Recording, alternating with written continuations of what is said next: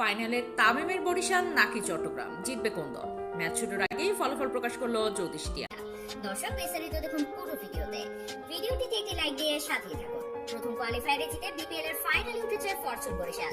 তামিম ইকবালের নেতৃত্বে দলটির এটি টানা 2 বিপিএল এর ফাইনাল। কোয়ালিফায়ার ম্যাচে চট্টগ্রাম কিংসকে হারিয়েছে তারা।